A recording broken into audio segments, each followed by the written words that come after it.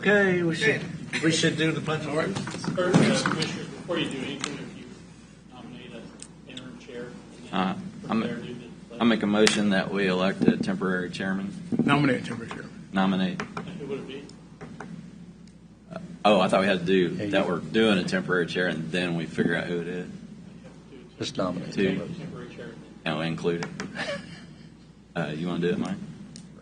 I make a motion that we nominate Mike Stephen to be temporary chairman for today's meeting. Do it quick. Do it quick. Do we have to vote again? Second. Aye. Aye. I guess abstain. Commissioner Stephen, you will call the meeting to order, do the Pledge of Allegiance. Okay. Before you do the roll call, you will do I don't have to change my seat. He was closer to the seat. I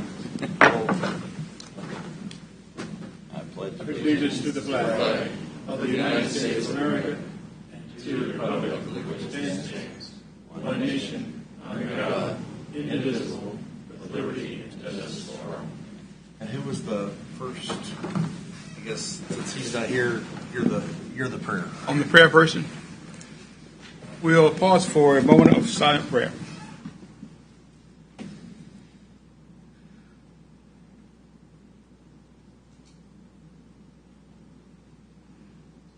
Thank you.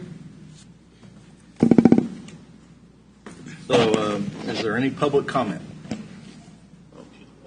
Oh, I'm sorry. Roll call of the commission. We Mr. Dove Dove. here. Here.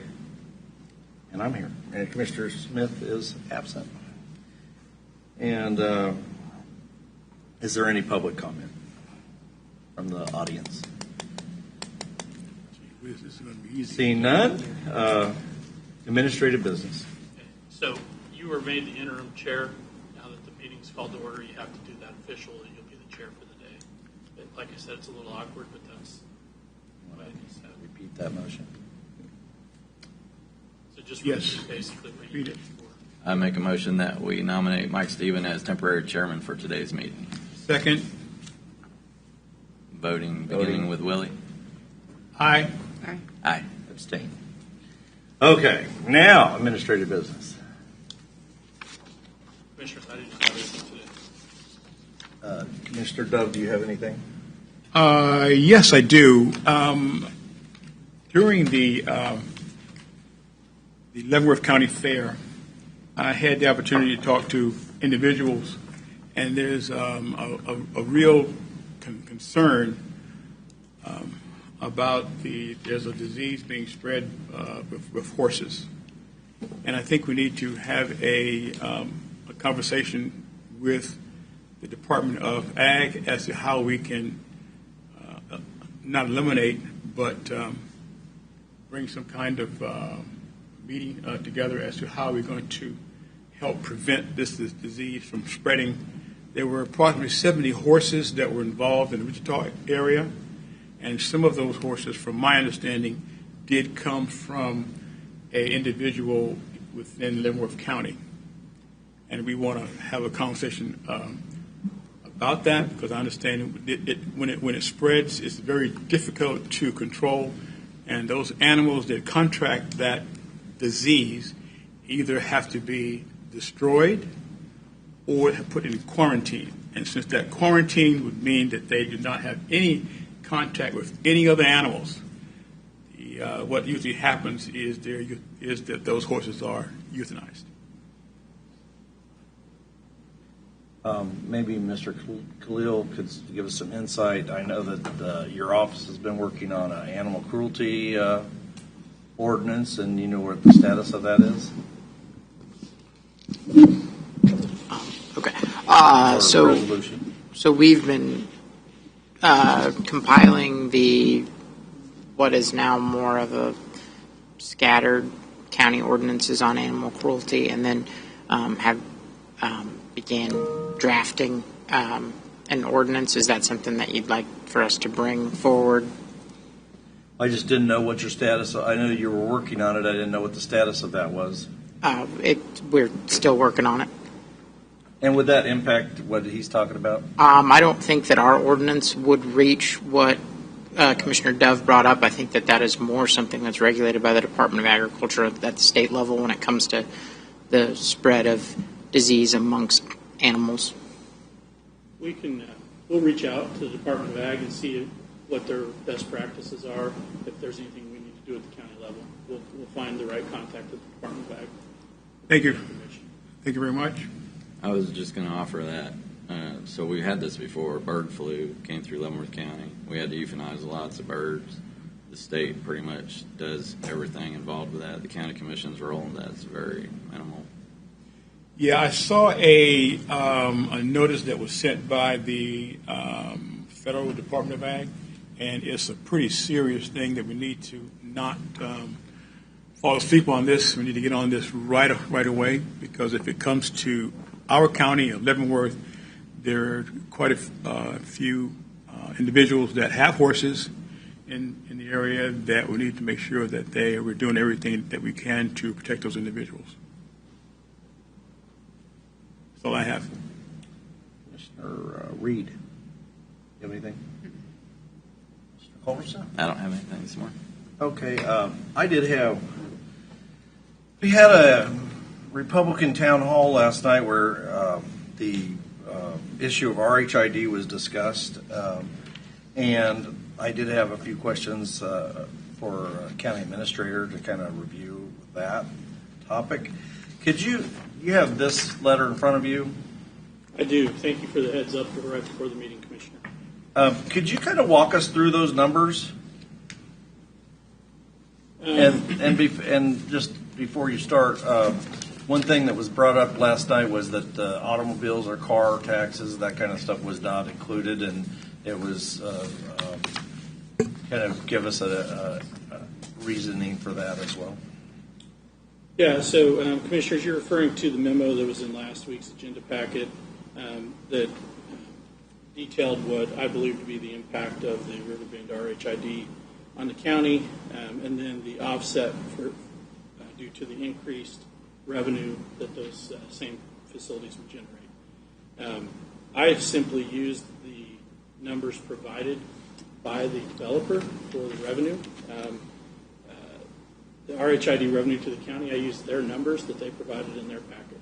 I did not question those numbers. I simply used that. Towards the end of last week, I was asked if that included the motor vehicle tax, which I reached out to them and to Riverbend developers, and they said they did not include that in their numbers. So Riverbend in their own numbers did not include They that. did not include it. I was only using their numbers. Once that was pointed out to me, I calculated the impact and I added it to the numbers, and I provided that to the commission on Friday. Yes. I think in total it adds about $55,000 in revenue over the 20-year course of the RHID. So it doesn't offset the direct impact, but it did obviously move the needle a little bit. But, that's why it wasn't included, because I simply used their numbers and they didn't include it. I would guess maybe moving forward they will probably include that in their numbers, because it does have a small impact. But if you want me to go through the numbers again, for the most part, the revenue, the projected sales tax, they did not generate that. I asked them if they were going to. They said no, and they were okay with the way I was calculating it. So the projected increase in county sales tax, I do that based on the population that they're anticipating with the housing, the houses, the number of households per year, times the average people per house in Leavenworth County, which is 2.5. So in 2027, we're showing 61 houses. Yes. Kind of walk across that chart. What each of those? Okay, items. so they were projecting that they would build 61 houses completed in 2027 with 2.5 people. That's 153 people. The cost per capita is the number I calculated, and what I did was, as I explained in my email on Friday to the commission, I took the departments that I feel have a direct impact based on population. So basically law enforcement and EMS, council on aging, and then roads would also have a direct impact. So as you're aware, this particular subdivision happens to be on a county road. So I think that the impact is probably a little higher than some that might be in the city center. But regardless, I've assigned a number to what that impact is based on property tax only. So I didn't take the total cost of those departments. I just took their share of the property tax, because not all revenue is property tax. So I just took their share of the property tax. So the county attorney, the court systems, the sheriff's office, EMS, the council on aging, and the roads and bridges. I took their portion and just the countywide one. Then I calculated that based on the total population of the county, which is roughly 84,000 people, I think, right now. Divided it by that number, and then that's the per capita impact. That's how I calculated the per capita impact. So if you look at the very top of that column, it says total county cost per capita is $340.26. And you take that $340.26 times the population of 153. That's how I came up with the $51,890 in that column. The RHID revenue to the county in the memo that you have does not include the motor vehicle tax, but in the email I sent it did. And if you reference that, it goes up slightly. So total revenue to the county went from 14,882 to 17,916 by adding the motor vehicle tax.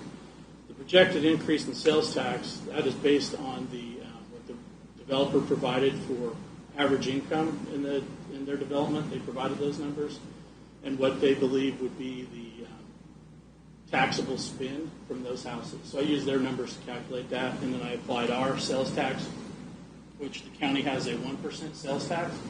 However, as the board knows, we only get about 0.47 of that. So we get a little less than half of that 1% sales tax goes to the county, the rest goes to the cities. So I took what we collect on a typical sales tax. That's the projected increase in sales tax that you see on there. And then I took that number plus the revenue, the RHID number, and subtracted it from the cost per capita to the county. That gives you the far right-hand column, which says the net direct impact. That's how I came up with the numbers. So in the fourth year, basically the balance between the revenue to the county and the impact to the county goes in the red. Yes. The first 2 years, they don't actually have any houses built, but they have construction going on, so there's a net gain to the county at that point. Then in the third year, there's still a slight net gain because the houses are new; they're not there for the full year. But then starting in 2028, there would be a net loss to the county, in my opinion. Okay. Is there any commissioners have any questions? I'll take responsibility for this because I don't really care who provides the numbers. I want to make sure that we're giving a thorough and accurate view from the county. So when I didn't feel like the vehicle tax was in there, I began speaking to the county administrator about it. The numbers changed a couple times, but overall, I think that we could still be in a slight error. As we discussed, it's not millions of dollars potentially with his figures. But I think something that we're still not taking into consideration is that there's a per citizen and a per new citizen cost. So there's already an established baseline of expense. I didn't hear what you just said. There's a so what? Like if we kept the population amount the same, our expenses would be the same. If we don't take one more person in, we still have a baseline of cost, whether it be sheriff's office or attorney's office, roads, any of the expenses that we went over in the report. So I feel like we're not making sure that our baseline is understood instead of figuring it all back in. We should only be figuring out what the addition of potentially 1,000 people would bring, not adding our already existing costs that are not going to change. So there's a difference between per citizen and per new citizen cost. So was when you have the per capita numbers in here, is that incorporating the increase in population? Yeah, so commissioners, I understand what Commissioner Reed is saying. There's a cost of doing business, whether those citizens come into the county or not. My understanding is that these would be new citizens, new houses, new citizens. So we provide services. That's what the county does. And we allocate those services based on property tax. That's how we pretty much reimburse the county for those services, because we don't have a lot of other options. We don't have a user fee or anything like that for most services. So we do it based on property tax. So when you're trying to do a calculation like this, because it's a 20-year process and you don't know who's moving in there, you don't know if it's going to be new citizens or existing citizens just moving from one place in the county to another, it becomes somewhat of a guessing game. I'll say that. So we work with what we have. So the best way I can come up with assign a cost is a per capita cost. That's the only way I can think of that would be fair and approachable, versus trying to do some study that would take multiple years to calculate this out. So, in fact, as an example, for EMS, we came up with a per capita cost as we were negotiating with the Ford based on those services. Assigning a per capita cost, I think, is fair. I think it's explainable. Is it perfect? No, I would never say that it's perfect. And I don't think their numbers are probably perfect either when they're coming up with this, because we're doing the best we can based on an assumption. Those assumptions could be wrong, which I think I pointed out actually in my memo. Is over the course of 20 years, we're probably neither side is probably going to be exactly right. But I think it's fair. I would state that I believe my numbers are fair. Could they be off a little bit? Sure, they could probably be off a little bit, but so could theirs. So, Commissioner, do you have a alternative baseline or methodology or algorithm or way of figuring this that you would like to offer? If Mark has time, I can probably meet with him later today, and we can maybe see what we could come to on that. I was wondering, with the RHIDs in your district, do you feel like they've had a positive impact on like the mill levy and other things? Well, I'll address the RHIDs in my district as the fact that the commission never was informed about the fact that those RHIDs were even coming forward. I think probably I don't want to blame any certain person, but I think probably it went to some staff and they didn't understand the 30-day requirement on the statute, which I will call that out right now. What other statute in state government is there that will allow exemptions of property taxes to take place automatically in a 30-day period if the governing body does not affirmatively act? It's a poorly written statute, and it's so I would say the Tonganoxie RHIDs probably went through because it was a new thing and we didn't get the information. That being said, my major problem with I don't have any problem with the houses. They're very small houses. But I do have a problem with a multiplicity of homes now in Tonganoxie that don't have basements or storm cellars or storm shelters or any. When we had a F4 tornado in 2019, I think we've created a situation that's a little unfortunate. And I've been working with the Ministerial Association and trying to get identify places for people to go to have a shelter. The problem is it seems like a lot of people cite liability issues now. When it comes to shelters, they're afraid to offer shelter even in churches sometimes because of the liability. And that's just the litigious world we live in. But I think when we allow these to be built like this on slabs with no basements, that's something we have to consider. But whether I think, and the other issue with them to me is that they are $300,000 range, and I don't really consider that to be affordable housing for a new family. That's expensive. So that original proposal that was done, I took that concern about the basements back to them, and that's why they lowered the amount of houses. Well, actually, that was because I asked for green space, and they responded to that well. But I also addressed the lack of basements, and so that's why in the second proposal, they changed that up a bit, and it's a little bit more on the homeowner to decide if they want to pay, because a house with a basement's a little bit more expensive than a house without a basement.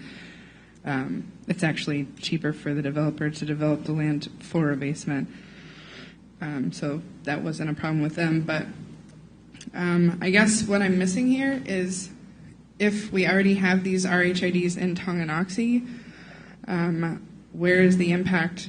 Where is the deficit that it caused the county? Or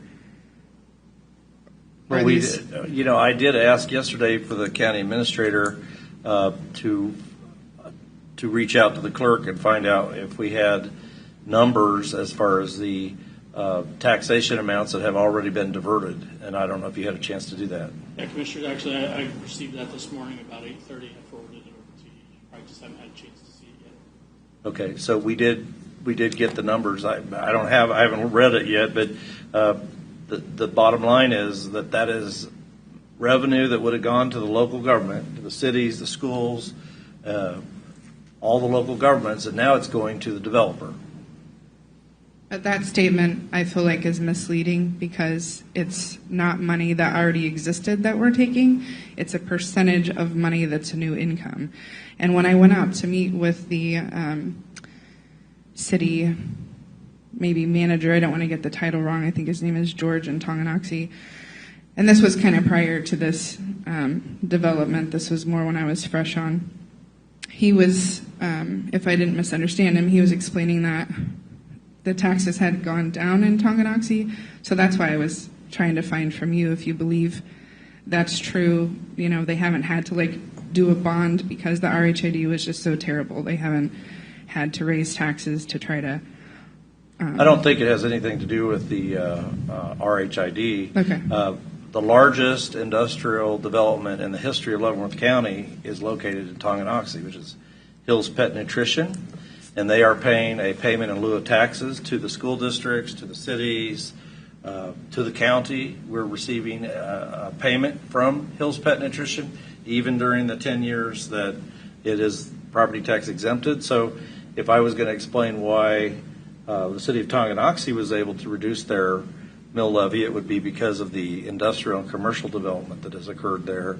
I think if you look at the numbers that we have from the county on RHIDs, it will be a net negative, just like it is on the county level. It's going to be a net negative in Tonganoxie as well.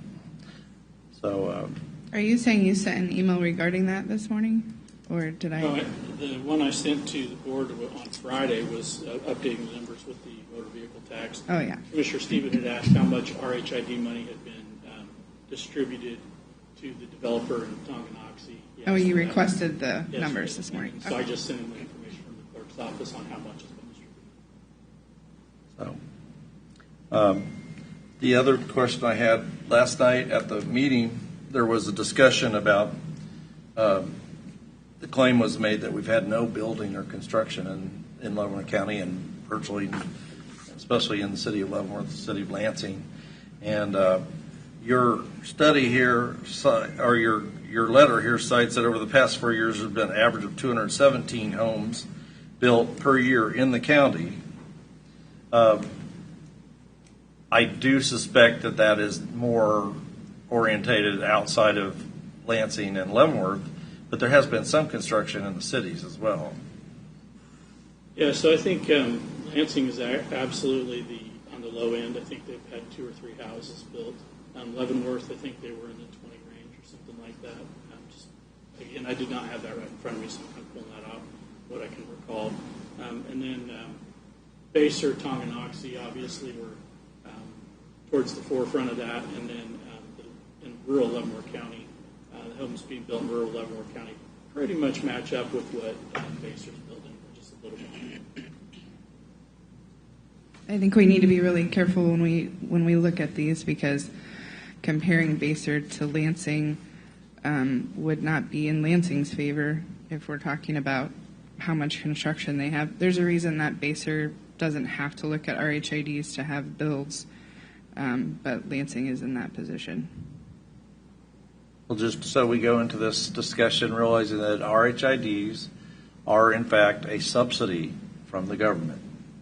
That is we're picking winners and losers. We're picking out and saying in Lansing they have to have no taxes in order to build a subdivision, but out in Tonganoxie or in Baser or in other parts of the county, they're going to be on their own. They're going to have to pay the full tax. So my question is, how is that fair? And that's the discussion I think we should really focus on. Yeah, I think You know, Lansing is just asking not to be left behind, not to be held at a detriment because of location. That's really one of the largest differences I see between Baser and Lansing is access to the highway. I think that's why it was a great location for Hills. So Lansing's at a detriment. They're not in the same position. So we have to specifically look at Lansing City when we're looking at this particular proposal. How does Lansing or any other location qualify to be exempted from property tax? Well, if it comes back to you, you can make your decision on whether you want to vote yes or no. But when we hear numbers like Lansing has been able to only build very few houses in the last 5 years or beyond that, you know, do you want to hold them back or do you want to give them an opportunity? And also, I think it's good for the county. You're bringing in potential more houses. You're allowing other parts of the county to grow instead of going, well, your location's not the best, so you just have to. So if a developer has an inferior piece of property that they have purchased, then it's okay to interfere with the real estate market and say, we'll subsidize your property in order to get you up to speed where you can be productive. Are we talking specifically about the proposal that's on the table that we're in the 30-day window of, or are we No, talking? I'm talking in general. Okay. I was going to say I didn't think that fit this proposal. So, well, I just wanted to make sure that we understood these numbers. The numbers that the county shows that this would be a detriment to the county as far as financially. Commissioners, I believe I stated that in my memo that I do believe there's an impact. Anytime you add houses and people, there's going to be an impact to county services and therefore the cost for those services. However, the commission has to make a decision based on the overall impact. So it's possible that even though there's a negative financial impact, that the overwhelming good that it does to the community outweighs that. That's a decision the commission has to make. We just simply provided you with the information. We review it to let you know if it follows your policy. That's what Mr. Khalil did, and we gave you a memo on that. And then I reviewed it to see if I felt there was an impact financially, and I gave you that. However, like I said, you may decide as a commission that the overwhelming good outweighs those impacts. And I think that's been discussed on some of these other projects. Maybe the lofts downtown Leavenworth might be the only way to get those up to being usable is to have some kind of incentive. But when we talk about the real estate market and we talk about developers and residential, you're talking about actually, and this was discussed last night, is what you're doing is you're shifting the risk. When a developer comes in and develops a property, he's taking risk by investing and developing the infrastructure for that subdivision. He's putting his risk out there in order to make a profit from the development. What this does with RHID financing is it shifts the burden of the risk from the private sector over onto the public sector, which is the taxpayer, and that it is a burden shifter. And that is the issue, I think, that we have to be very, very, very careful in engaging in burden shifting to the public sector. Is there public money going into this up front or just private money? Yeah, up front? Mm-hmm. Well, the developer stated last week that if there wasn't RHID incentives offered, that they would not proceed with the project. So the answer is that the market does not allow for this. I guess I just feel like it's a 100% misleading statement to say that the burden is shifted to the public. The burden would be on the public if the city was fronting the $20 million to put in the infrastructure and develop the land without a builder, without any relationships. In this case, they're putting in their private funds, and so they are on the hook. If it doesn't work out, it's their risk. It's not the public's risk. But paying for the services and the infrastructure, they're going to be reimbursed by the public. Because the city doesn't so have that's the money removing up front. their risk, because a regular subdivision developer would not have a backup plan providing public funds to them to reimburse them for infrastructure costs. I'm just perplexed by that statement. The risk is on them. How is this fair? That's the question. How So is it fair I to think them? we'll probably get into this next week and probably should Okay. not Before we, turn it into a full-blown debate. Excuse me. Before we get into the discussion next week, I was at that meeting last night, and the cost of community services studies has been done by the U.S. Department of Agriculture and the American Farmland Trust. And one of the things that they pointed out is that generally shown that residential development and a net physical loss of communities recommend commercial and industrial development as a strategy to balance local budgets. And it has not proven that that has been something that has actually worked. Whereas this was tried in western Kansas, and it failed. I've heard from individuals who I served with in the Kansas House, and they called me and said, "Willie, we did this. This did not work. It did not bring any other industry. It didn't bring up any more housing. It was, they didn't say disaster, but it wasn't something that was complementary to the residents of those areas." So I'm inclined to go along with Commissioner Stevens' statement. This risk is being transferred from the developer who makes a profit off the property and the housing development that they put up. It's their risk. And that risk is being shifted. 80% of the risk is being shifted to the ordinary taxpayers. And those taxpayers, we're not talking about for 1 or 2 years. We're talking about an extension of maybe 20 to 25 years. That, I think, is not something that we should be doing and shifting those risks to individuals who are coming into our county. That is dangerous. And when you start doing that, you're setting a precedent that the government should become involved in personal gain of developers. I think I wasn't in the legislature in 23, but my understanding of their intent is to address the housing shortage. So it's not about padding the pockets of developers, it's about growing the state. I think you say housing shortage. I think what it came down to is there of affordable housing, not housing shortage. And there's a big difference in affordable housing and a housing shortage. And to speak to the comment earlier, the $300,000 home, it was my original understanding as well. In fact, I think I probably stated it from the seat, that sounded like a lot of money and it didn't sound to really line up. Somebody I know, their daughter just bought their first home, and it's a $300,000 home.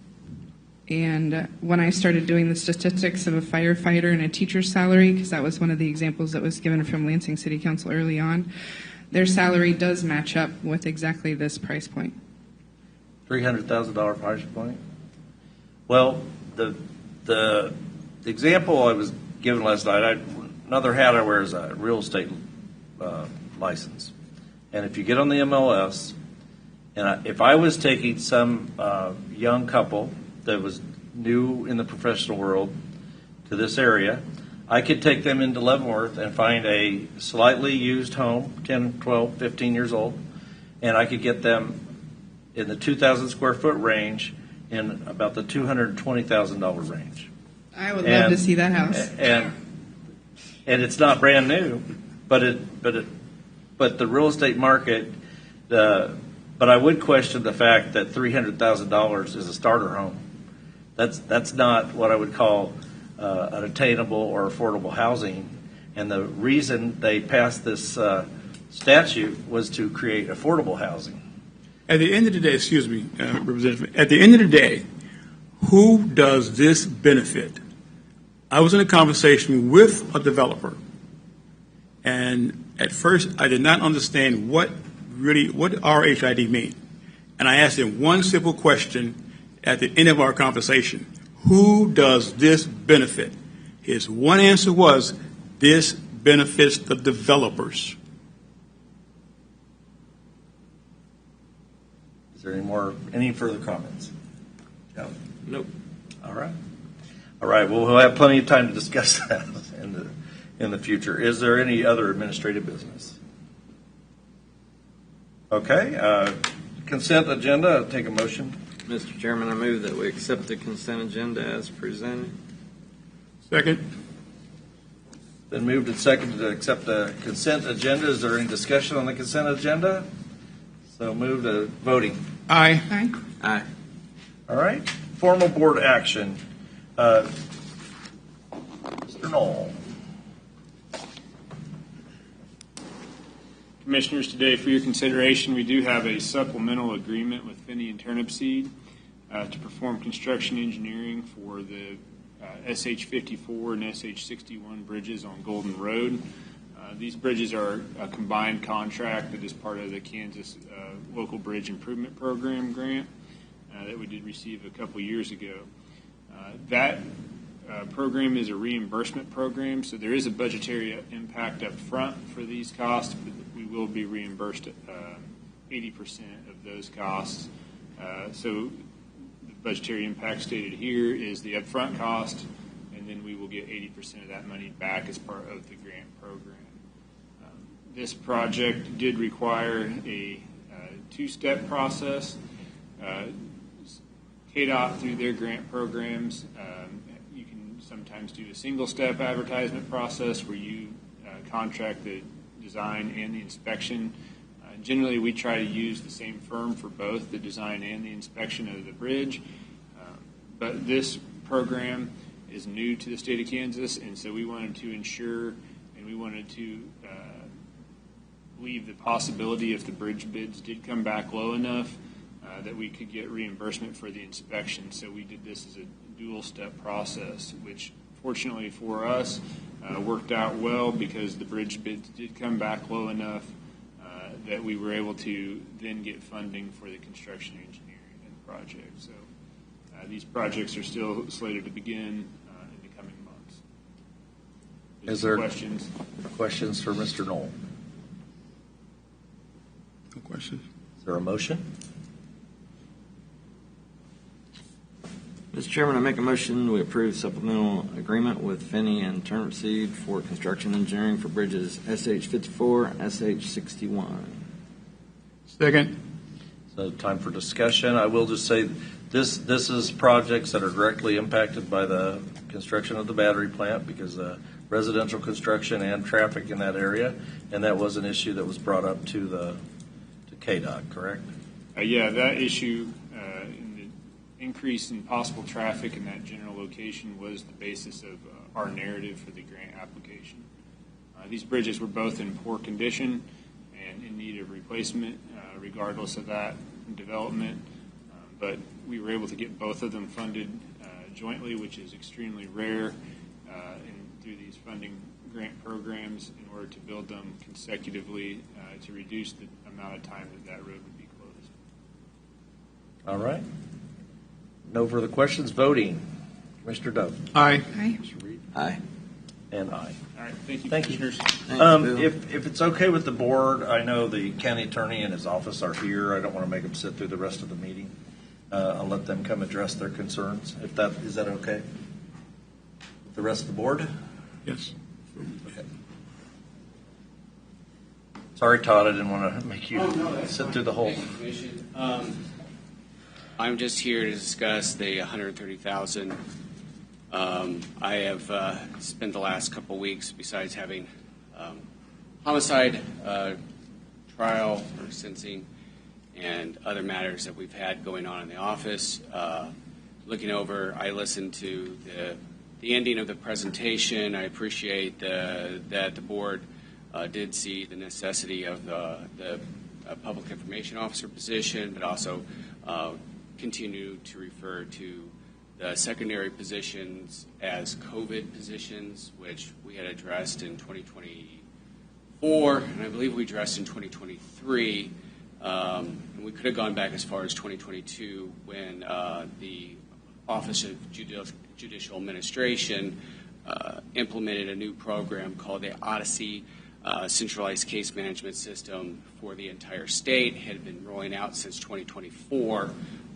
That system came about for Leavenworth around September of 2022. We also sunsetted on our previous eFlex program, transferring into a Carpel program at the same time. That program is what is used for implementing filings, and it's used by at least 50 to 70% of the counties across the state. Those two do not communicate, which has caused additional issues for getting the paperwork necessary done. We have to actually implement those by hand instead of having not by hand, but through the computer, but they don't communicate with the Odyssey program or integrate. Therefore, we have not actually been using that as COVID staff, but actually staff that is necessary for us to be able to get the volume of work that we have done. As Commissioner Stephen correctly stated, as I stated I don't believe our numbers of cases have changed over years, but this policy that came about 2022, 2023, 2024, we've had discussions about that continuously. Kept being referred to as COVID staff, but they're not COVID staff. So in reviewing my budget and looking at trying to find some ways to cut $130,000, communications with the county administrator that we would be over if we continue with the budget with that cut. I'm here to ask to continue to have that money so I can have my staff so we can adequately fund the office and assure that we can continue doing the work. Legality-wise, what would occur if I don't have that is I just continue as is, and what would happen according to case law is come over and tell you I need this for this reason, and the county should fund that. Now, as we have seen, there are overages sometimes, and sometimes there's surplus that our office has. So I don't know whether we will go over or not by next year. If the numbers continue as they should, that would be something we look at, and we will be here back. I will be back here telling you, basically, I told you so. I need this money, and so you'll have to fund that. If you don't fund that, then as conversations have happened, legal matters take place.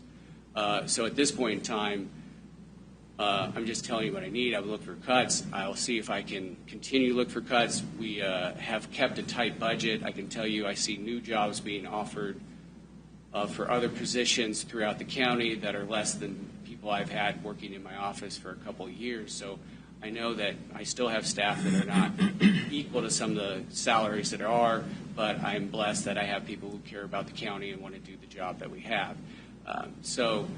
I want to continue to maintain the office that you guys have all said you appreciate and not have any issues come forward. I'm hoping that we can be under. I'm hoping I can push some pennies around. I hope to be able to refund the county if we have overage. I'm not trying to keep that money. I continually try to not go over, but we have issues that come up. Sometimes we have expert witnesses that are going to cost a lot of money if we have a serious trial. I'm sure we want that, and not for me to dismiss a case because we can't afford expert witnesses or things in that nature. So with that, I'm asking to still compensate the people that I have. Any questions or comments, concerns? Questions from the commission? So I just want to reiterate what I said earlier. I think that's about the nicest way Todd could have put it. But like I said before, the county commission cannot tell the county attorney or other elected officials how much money they can have. We can ask, but we can't tell them how much they're going to get. And I That's agree just my on position. That's specifics. just my position. You can do whatever you guys want to do. I'm just telling you I my agree on position. specifics, but the county commission is charged with oversight responsibility and responsibility for setting budgets in all departments. That's our responsibility. That's what if you look at the statutes, that's what we're required to do. We're required to fund each office as is required statutorily for them to be able to accomplish their statutorily required duties. We're not necessarily required to fund information officers or extra staff that was added, and this is what that represented. So I leave it up to the commission. If I could interject, actually, the extra staffing, you already approved per your board that position, which is necessary, which is other offices use. So that's already been discussed. This isn't COVID staff that keeps getting, again, Commissioner Stephen, you have continued to call it COVID staff, and I'm actually explaining to you why it would be. If not for the fact that we had already added the staff, I would have had to come over here and tell you I need additional staff because of that. And we've been through multiple budget cycles explaining that. And you can go back and look at that because I filed that this is the actual rationale of why we have that staff. So that's a little bit of misnomer. Again, you do set the budget, but you do have to fund what is necessary for my office to function. And what's necessary for your office, but that doesn't mean necessarily that every little item that you are proposing is necessary for the legal defense and for the items that your office is charged with. So I'll leave it to the commission to make discussion. Well, and I don't do any defense. So by the way, Could we I'm a categorize prosecutor. that as every little thing as something that is necessary for you to have an effective office that will be able to defend the county of Leavenworth? Is that what you're saying? Yes, and it is the harder thing for me to sit here or stand here to come here and ask for this, because I don't want to go over budget. I don't like asking for money. I try to stay as tight as possible with what we do. We fight salary crises, which is the reason we got an additional $150,000 last year to be able to maintain and retain attorneys. I have 2 brand new attorneys, one already started and one starting August 18th. It'll be the first time in about 5 years I'll have all my attorneys, and I'm already looking at 2 of them applying for judge, so one of them might be leaving. So I may have full staff of attorneys for about 2 months, but the thing that I notice is opinions are being made about what could be cut without anyone actually coming over and seeing what we're doing. Commissioner Reed has come over twice to see the staff and provide, even on I forget what the special day was, to provide pizza. But the one who's articulating the most concern about not needing the money has never actually done anything but look at some numbers and not actually see what the staff is doing. So that's what comes to frustration for me. Can you get into the weeds with me a little bit on, so if the caseload numbers, let's just say it's the same, but we do have an increase in staff, is that accurate, not accurate? Numbers are the same. We have an issue with the fact that the computer programs that we're mandated to use through the state and the computer programs that were necessary to use to maintain our records do not integrate with each other, which has caused additional work. So that's the staff issue. It has nothing to do with COVID. It has nothing to do with the numbers. And we have some judges that have, since they've been appointed onto our docket, that asked for more paperwork than previous judges. That also added to additional work. Again, Commissioner Dove and Commissioner Reed, I know you weren't here for the last couple of budget cycles, but that is where the numbers don't drive it. It's the issues with the technology that has driven the need for more work for my staff to get that done. And is that like an ongoing? There is a potential that I've had conversations with the Supreme Court Justice that oversees the programming of what OJA does, Office of Judicial Administration. I've had conversations with the company of Carpel. They continually tell us there's going to be an integration. I'm about 2 years since they told me that they was going to have it done, and so I'm not holding my breath. So, Mr. Lawfrey, could you kind of walk us through the past 2 or 3 budget cycles with these administrative/attorney positions and how this has evolved?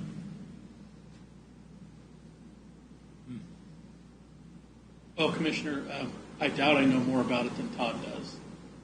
So I'm going to just put that out there. I can tell you that we did add 2 administrative staff during COVID, funding for it. And then moving forward, I do believe Todd has come in and said he needs to retain that administrative staff even after the COVID backlog was gone.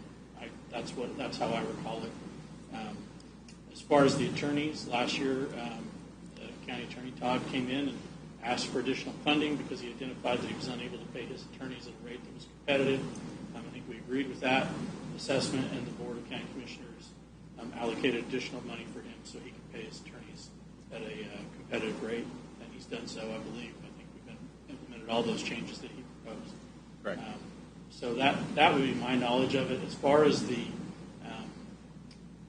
information about the software and the integration of the two, I'm not familiar with that. I do not work with that on a daily basis, so I have to take Todd's word on that it creates additional labor for his staff. I'm just not familiar with it. So, at this time, I'd like to make a motion that we restore the $130,000. Second. Now, just before we vote on that, I wanted to point out the current budget that you were not next, but down on this agenda we're going to set the public hearing for, includes a 0.3 mil decrease in the overall mill levy. By restoring the $130,000, so I'm clear, that would make it a 0.189 decrease because it'll take about 0.111 mils to fund the $130,000. So, I understand. I want to make sure. So when we get to my that next item, question. I can Thank you. adjust that. So that's the county attorney states he needs this, so we're going to restore it. Is there further discussion? Voting. I second that motion. Any further discussion? No, not for Okay. me. So voting. Commissioner Dove. Aye. Aye. Aye. Thank you. Please come over. We welcome you. Thank you. Just have the coffee ready, okay? I'm there 24/7. Okay. Thank you.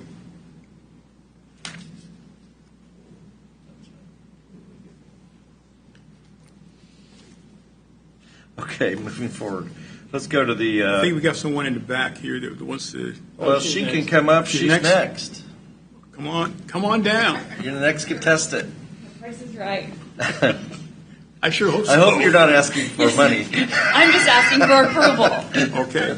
Good morning, Commissioners. So, at the end of every year, we have to close out our grant budgets, and any modifications over $5,000 have to be approved by both my Juvenile Corrections Advisory Board and my Adult Correctional Advisory Boards. By the time I come here, I have already gotten my local advisory board's approval, and so I'm just coming before you today to ask for my FY25 Adult Comprehensive Plan Budget Amendment to be approved and my FY25 Juvenile Comprehensive Plan Budget Amendment to be approved.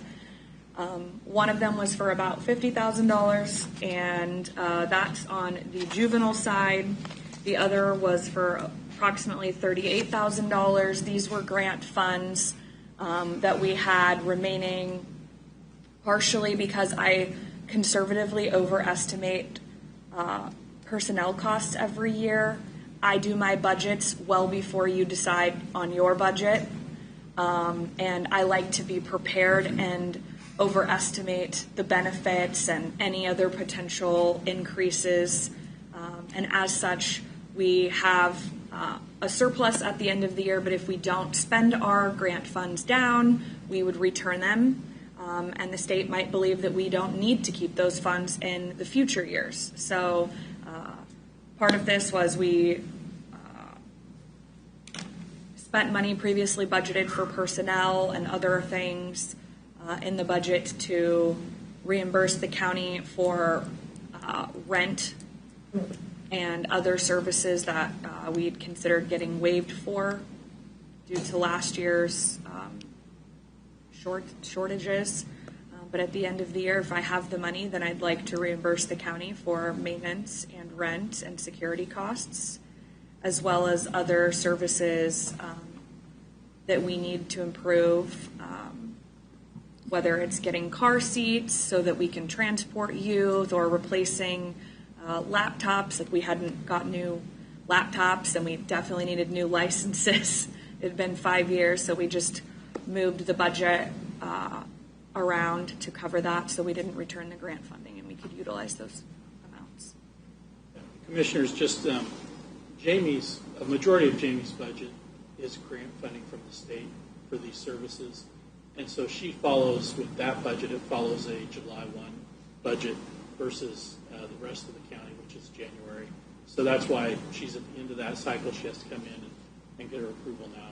And when she's talking about the end of her budget year, people might be thinking, well, there's still 4 months left, but there's not for her. So she's already finished that. So do I hear a motion? Mr. Chairman, I make a motion that we approve FY25 Adult Comprehensive Plan Budget Amendment. Second.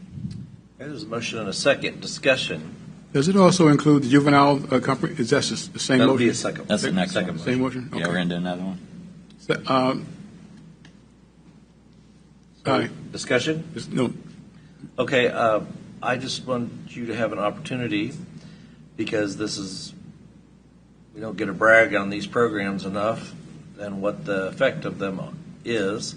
Can you tell us how the adult community corrections can help reduce recidivism of criminals in our community? So the whole premise of probation is that if we give people an alternative intervention to going to immediately to prison, they have an opportunity to prove to this community that they can be productive, law-abiding members of Leavenworth County.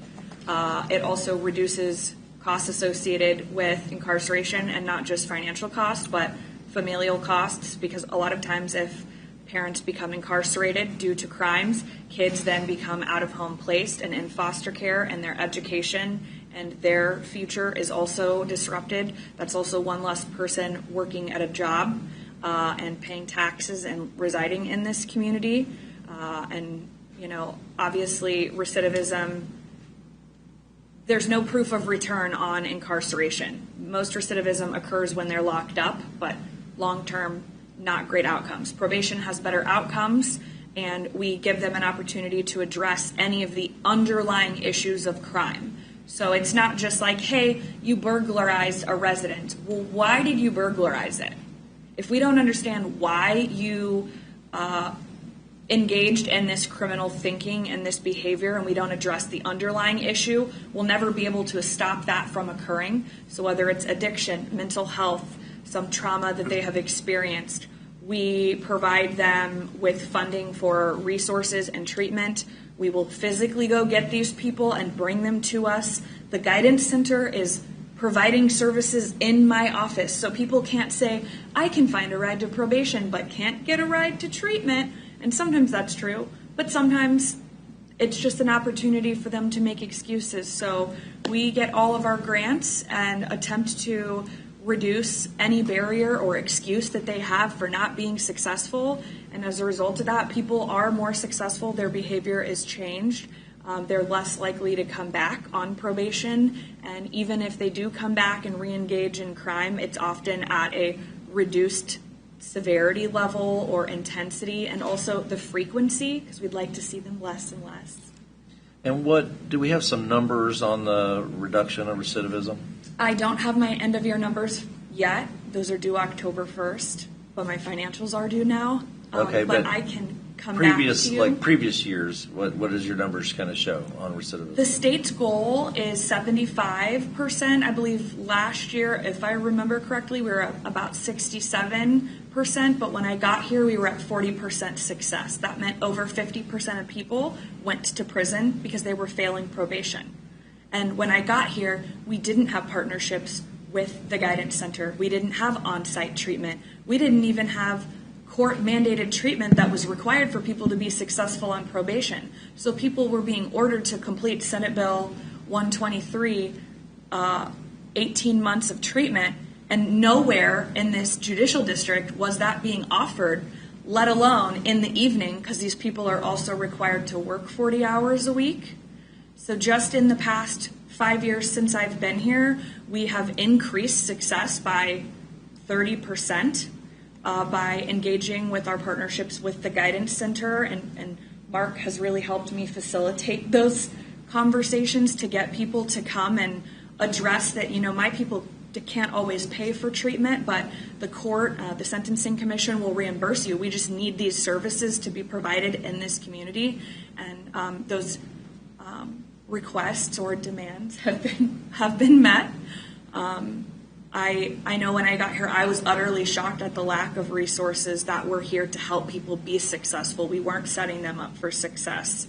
And we had a lot of tough conversations, and I'm not always the most tactful. And Mark helped me navigate that and bring people to the table. And we were very honest about, I'm used to having more resources. And if Leavenworth cared about having improved public safety and better outcomes, and more people addressing their mental health and addiction issues and being able to stay and raise their kids in this community. And we wanted it to be safer. These things had to happen, and they have been. So I can say I know it's a 30% increase over the 5 years that I've almost been here on September 14th. That's a big increase if you think about it. So can you tell us about the upcoming opening of the new Oxford House? Yes, so I do plan in the future to come and also talk to you about this.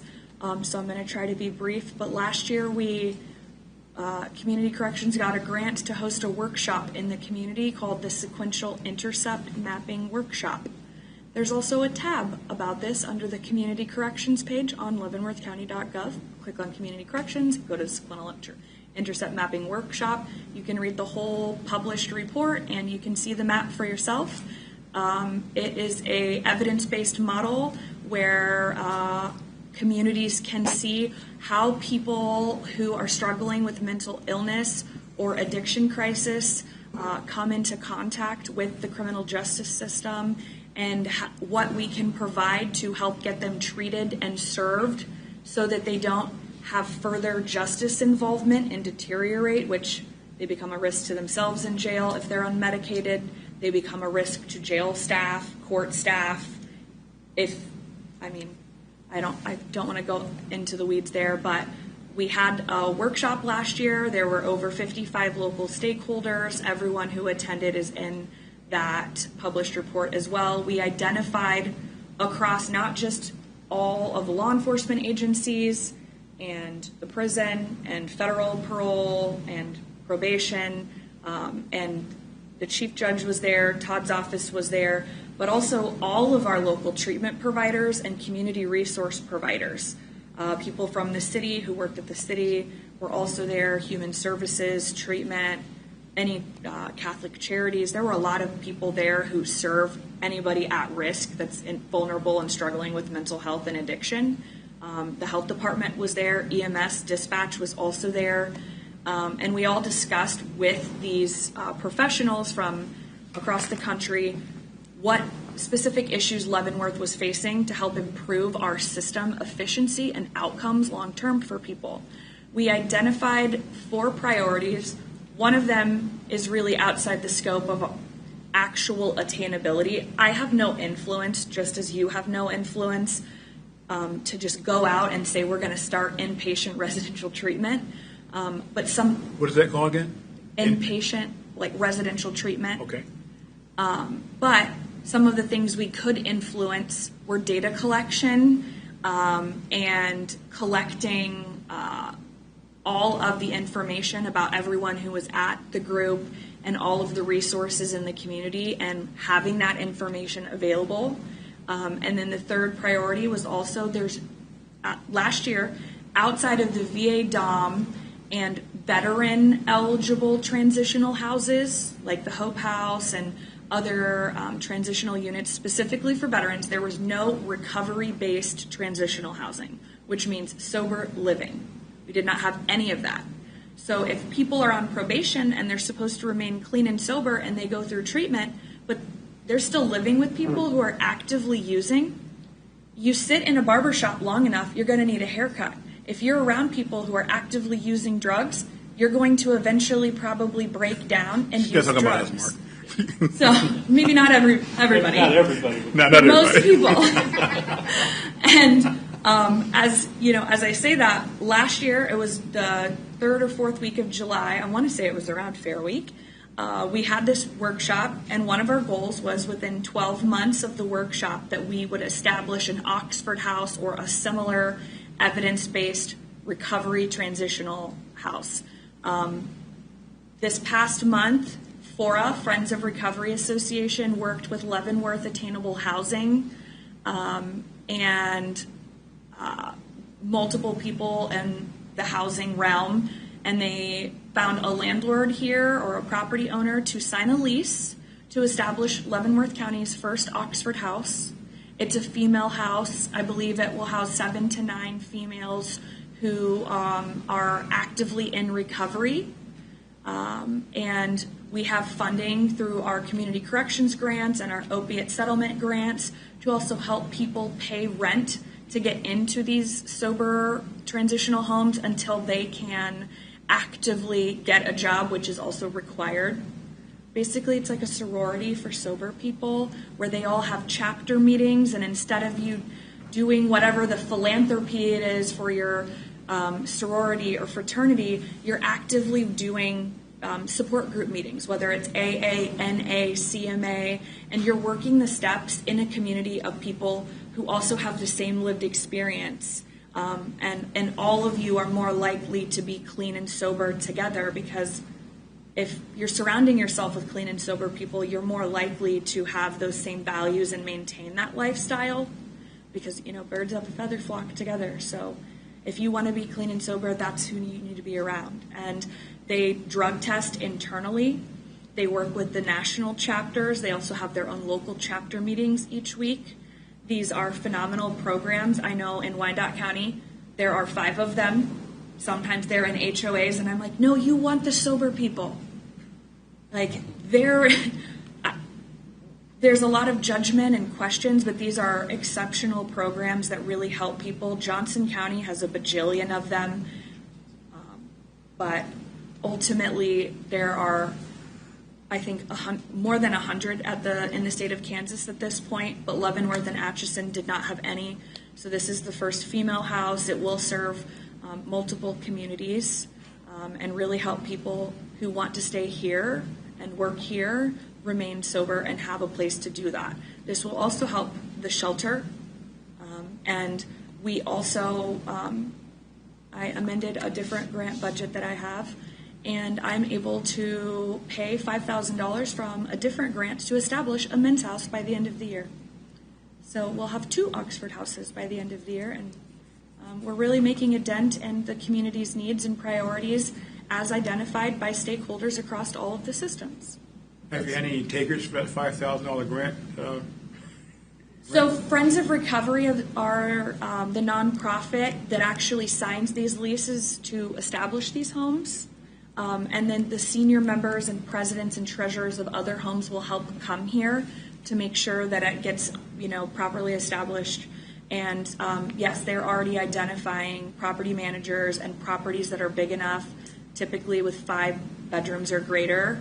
And they also have to be close to public transportation. So being close to Ride LV is really important, because having a house somewhere where no one can get there or get to and from treatment or appointments and doesn't have access to public transportation would obviously reduce individuals' ability to be successful, but also would reduce who they could serve, because the only people they could serve are people that still have their license and an insured, registered tagged vehicle. I have a family member that owns a couple of those houses in California. He's visiting with us now, and he was mimicking some of the things that you're actually saying. And from what he has seen, it's really made a difference within that very small community that they're working in, and the recidivism has gone down a lot just because of his interaction, their interaction with those individuals that need that care. So I applaud you in your efforts, and I'll be talking to you probably again very soon. We're trying to do as much as we can to address gaps in infrastructure and a lack of resources. I do come from Wyandotte County, where I ran the mental health court over there, and I worked in the drug court, and I'm used to having more. I know that you only employ me to be the community corrections director, and sometimes I write these grants and I work with these outside agencies, and Mark supports me working on the community side of community corrections to make sure that we have the infrastructure so that our clients can be successful, because we can only do so much with probation money if the community doesn't have these services and resources. And I think something that is very unique about this community is we don't have a lot of the senseless gang violence that I am used to experiencing working in Wyandotte County. We do see more of the nonviolent, addiction and a lot of generational substance misuse and alcoholism, and I think those things can be treated in the community and can be they can make a huge difference in community well-being. If you had a crystal ball, what would you say? What would be the number one or two thing that you could implement through our help that would give you a better chance of success? In the criminal justice system or in the community? In the community. I believe having more treatment options locally for long-term residential and reintegration, that's kind of a pipe dream. We'd need someone to come in and open a facility with treatment beds. It's very expensive, but that would be huge for this community. I think increasing our recovery collateral, whether that be multiple additional Oxford houses, but I think, again, none of this, we couldn't do any of this without Ride LV, and I know there's a whole lot of stuff going on with KCATA and the buses, but that's something that I've always said. I live in Piper. I know where the bus stops at the Legends and at Casey's, and I don't understand why it's so difficult to have one more bus go to Baser and stop in Lansing and come to Leavenworth, because if we're trying to get people to educational programs, whether it's at the Pioneer Center or KCC or Johnson County Community Corrections, so that they can work at Panasonic, we have to have the tools and transportation to do that. Totally and agree. People on probation are required to work or go to school full time. I also have money to pay for them to get GEDs or to get engaged in these technical programs. But people don't have licenses or cars, or even if they have a license, they don't have a car, or they might have a car but not have a license. And we don't want them to set up for failure. But if the community has public transportation, you're not just talking getting them to and from the guidance center, you're talking about getting them to and from more work opportunity, more education opportunity, showing up everywhere. And I think that's really critical. It's having those support services, especially since this is a part of the metro, but it feels like y'all are on an island up here. An island? This is like Gilligan's Island. We had a breakfast, I think it was 3 or 4 years ago now. Your son was a lot younger. So it's been a while, but we tried to engage faith-based communities, and this Oxford House idea is one place where faith-based communities can engage to help. Can you give some other areas where faith-based communities could engage to help and assist with these issues? I think first and foremost, churches are a wonderful place to hold NA, AA, CMA support groups. That means Alcoholics Anonymous, Crystal Meth Anonymous, Narcotics Anonymous. That's also a great place if churches have food pantries or they are able to help adopt families to help. So sometimes we can get them into housing, but then they don't have any of the stuff, right? These are people who have been, oftentimes they have children or family members. It's not just them that they need to get out of bad situations. And so being able to help provide donations, whether it's bed frames, mattresses, supplies, clothing, school supplies. Like there's so much that churches can do, as well as volunteering to provide, peer support or fellowship opportunities.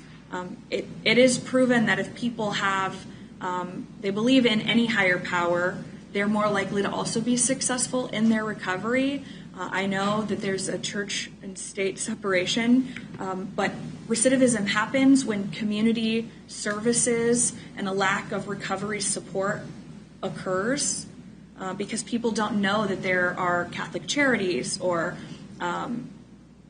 what's the other one? Salvation Army that can help them. Ignorance is not bliss. What?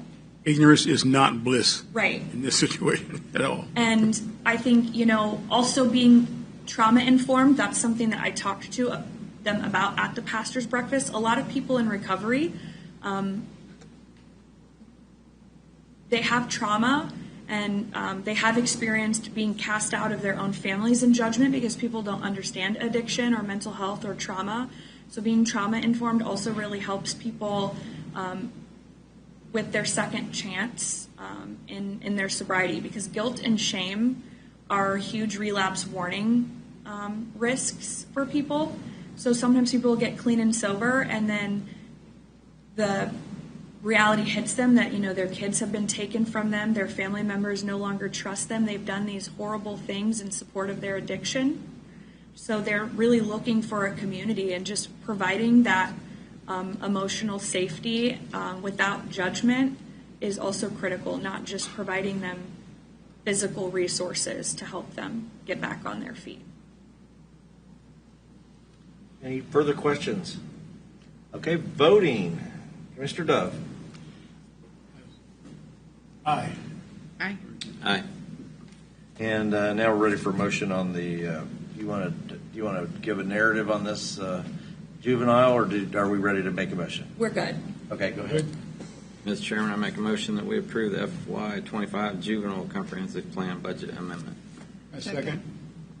Okay, I just have one question on this. Can you differentiate the services you provide for adults as compared to juveniles? It's all pretty much relative. The lack, I prefer to work with adults myself because for the most part,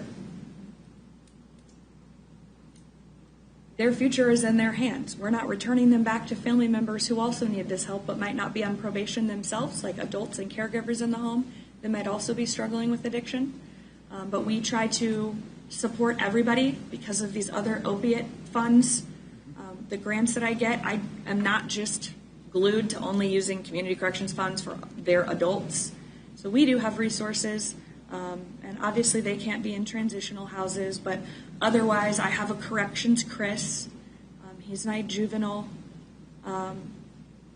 mental health addictions clinician from the Guidance Center. I fund positions on both sides to help mitigate those issues and provide on-site clinical services. So, Any further questions? Not for me. All right, voting. Mr. Dove. Aye. Aye. Aye. Aye. And thank you. I think that's it. Thank you. It's all. I wanted to give you one more analogy. Don't swim in the sewer unless you want to stink. Yes. We gave a lot of analogies. Yes. Where did that come from? Where did that come from? Okay, we're ready for the next item on the agenda, which is the motion to approve the notice of hearing to exceed revenue neutral rate and budget hearing, setting the budget hearing for August 20th, 2025 at 9 a.m. Commissioners, annually you were required to do this. This said it's setting the public hearing for both overall general budgets, and then also the local service road and the special funds, which are the sewer districts. This one, the first one is just for the overall general budgets, which include the general fund and the employee benefits, the council on aging, road and bridge, health department, and so on. Juvenile detention actually is one of them. So with the change that you just made, it does not impact the mill levy. It would just impact the amount of the decrease in the mill levy, I guess, overall. So we were going to have a 0.3 reduction. Now it's going to be a 0.189 reduction. So we have to set that today to set the public hearing, and then you cannot go up from that amount, but you can go down. So we will. So when you say you can't go down, we could go down and like if we add You can't additional. go up. You can't If we go reduce up. the budget additionally, we can. Once you set this date and we publish this notice, you cannot increase the proposed mill levy. So we could drop it. You could decrease it, but you cannot Right. increase it. Which is why Todd was over here today getting this taken care of, so that you still have the flexibility of basically reducing the amount of the decrease that you were going to offer. Okay. Gotcha. I have a question. So is there a motion? Could I have a Question? Go ahead. When do you want discussion? Okay. You want to do a motion and then we'll discuss? Totally up to you. Good with that. Let's do Mr. that. Chairman, I make a motion to approve notice of hearing to exceed revenue neutral rate at the budget hearing set for August 20th, 25 at 9 a.m. For a second.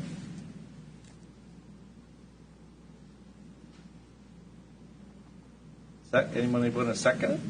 I'll second it. And this is just a motion to have the hearing. Have the hearing. This is a motion to set the hearing, and again, the document that's in the budget, or in the packet today, the mill levy will not be exactly the same because the general fund mill levy will have to go up to accommodate the county attorney's adjustment. We'll make that, and then we'll put it in the newspaper. I just had a question. Go ahead. So these statements were already sent out with the date on them. Revenue neutral. So I had a constituent question as to why we didn't have to approve this before they received the printed statement with the date on it. Yeah, so we did. Actually, the Board of County Commissioners approved the exceeding revenue neutral, and we sent the letter out over a month ago.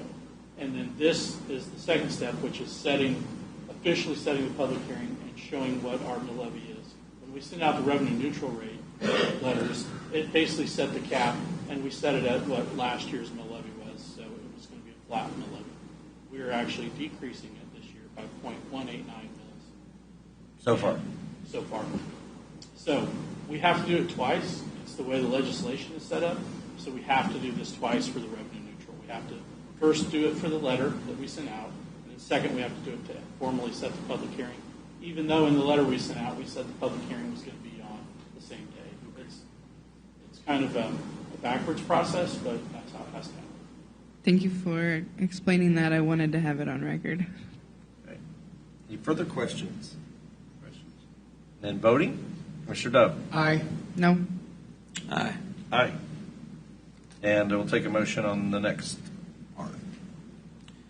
Mr. Chairman, I make a motion to approve the notice of hearing to exceed revenue neutral rate and a budget hearing for special other funds set for August 20th, 2025 at 9 a.m. There is a motion. Is there a second?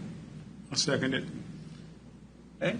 Commissioners, this is, like I mentioned, this would be the local service road. This is for the people who live outside the incorporated city limits. They are taxed at an additional rate to provide services on the local service roads. I refer to it as the gravel road tax. That's not completely accurate because some of these roads are paved, obviously. But I think people better understand it when we refer to it that way. The other budgets that are in there are the sewer districts that the county commission is actually the board of directors for.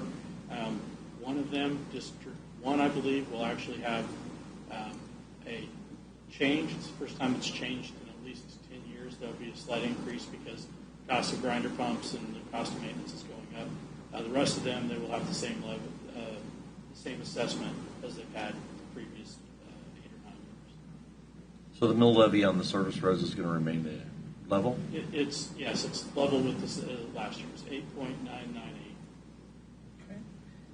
All right, there's a motion on the floor. Is there further questions? or discussion? Seeing none, Commissioner Duck. Aye. No. No. Aye. So that's a problem, right? That is a problem. There has to be a majority to move this on, and today is pretty much the last day we have the ability to do this. Mm-hmm. Ooh. So this doesn't mean, as far as budgetarily, that we're making any kind of a budgetary decision, correct? Well, you're not approving the budget. You're setting the public hearing. We're just setting the hearing where Setting the the public, hearing. where the public could come and present their views on the budget, and we still have the opportunity in the next couple weeks and even on the day of the budget hearing to reduce the budget or to reduce the levy. Is that correct? That's correct. This is the same as last one. You cannot increase it after we take action today just to publish this. You cannot increase the mill levy, but you could decrease it. So no we are vote. just setting a hearing. Right, so a no vote means you don't want a hearing. So if we don't have we're statutorily required to have a hearing. Yes. Yes. So what happens if the board doesn't vote for this motion? That's a good question. It's Mr. not one I've Attorney. ever had to deal with before. Yeah, I've never. Would the attorney, would we just order that there be a hearing? I don't think we can just order that there be a hearing without approval of the board. But I think we're also in a position where the hearing statutorily has to occur. I think one thing that would happen is you would have to rescind the revenue neutral rates letters out, which we've already sent once to all the people in the unincorporated area, because you'd have to set a new date for a hearing. What's the absolute deadline for this hearing to take place? September. Well, first of all, because of the revenue neutral rate letters that we sent out, that hearing is scheduled, it's supposed to be on the 20th. That's what I'm saying. If you don't do that, you will have to rescind those letters. But only on the service road portion? Only the local service road, yes. You Okay. have to rescind that letter. I think it's the end of September is the date. September 20th, I believe, is the last day. Okay, so There's a- I'm going to say we're going to take another vote. If we don't, I'm going to move that we postpone, that we kick this off to next week. Maybe if we could ask what the no votes were for. Maybe Yes, that's something what Yeah. I would ask. That's what I would ask for. Is there some reason that You don't have a hearing? individuals don't want to have a hearing on this? It's a notice of hearing to exceed revenue neutral. I've been a solid no vote on those now for 3.5 years. But it's a Only hearing. statutorily, we're supposed to have a hearing on it? Well, it's not a statutory requirement that we exceed revenue neutral. No, it's not. That's what We have a this hearing is. on it, is. But it's a hearing to exceed revenue neutral. Okay, I'm going to offer a motion again. I would like us to move to approve the notice of hearing to exceed revenue neutral and budget hearing for special other funds set for August 20th, 2026 at 9 a.m. Is there a second? And I will have Commissioner Culberson. 2025, Commissioner. You said Oh. 2026. 2025 at 9 a.m. So if we get a second, then we'll have Commissioner Culberson address his concerns. Okay, we get a second. Commissioner Culberson. So, Commissioner Reed, what is your reason for not voting Now, we'll have a to hearing. exceed revenue neutral? I just gave my answer. It's your turn to answer why you voted no. You're not answering.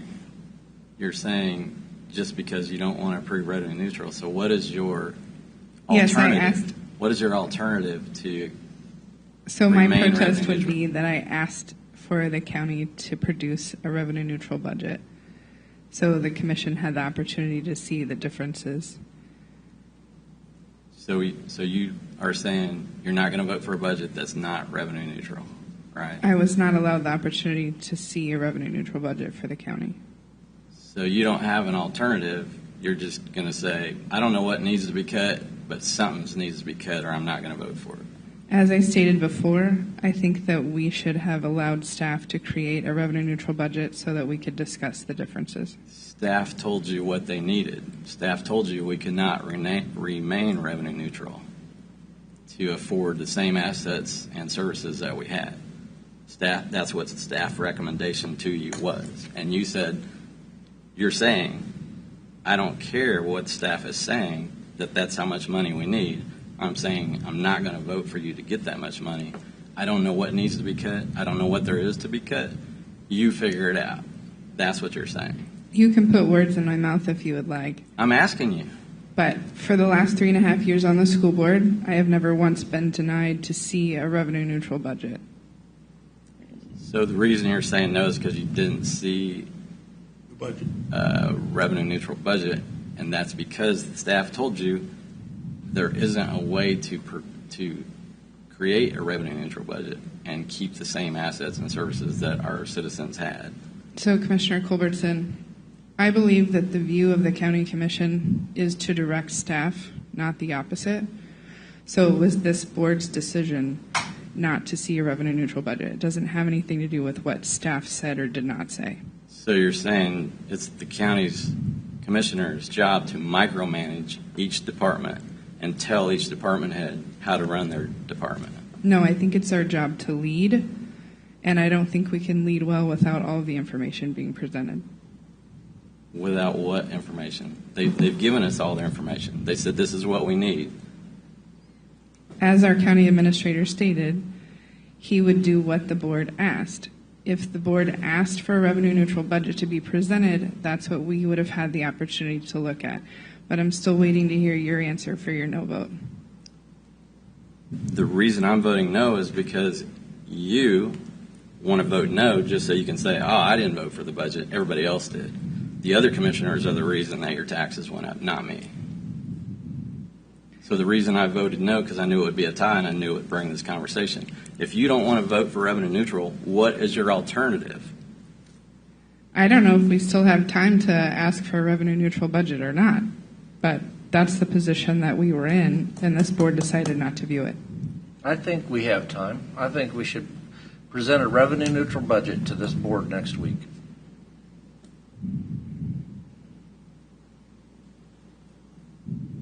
I think that would be very illustrative of what we're talking about, because the people would be able to see the services that would be cut.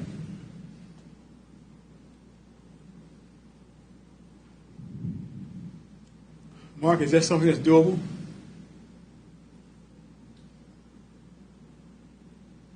I can get it put together, commissioners. It would basically be just a generic. I would have to go in and look at an across the board what it would require to cut to get there. I don't think I have time to go back to the departments and say, hey, cut this, or whatever. I think I would just have to look at their budget and say, I'm going to have to take 10% here, 10% there, whatever. But I could do it. I can have that. And that's a responsible way to do the budget? That's not good. No, but let's do it. You're going to micromanage and say, I don't know what you do, but I'm going to cut 10% of your money. No, that's not what I said. What I said was this board failed to review a revenue neutral budget at the appropriate time. So as the administrator just stated, it's not going to be what it could have been for us to discuss and go through. It's not going to be what it could have been, but we can present a revenue neutral budget for the public to see approximately what kind of services would have to be reduced. And I believe the number that you gave was around $3.5 million, if I recall. I think that's pretty close, Commissioner.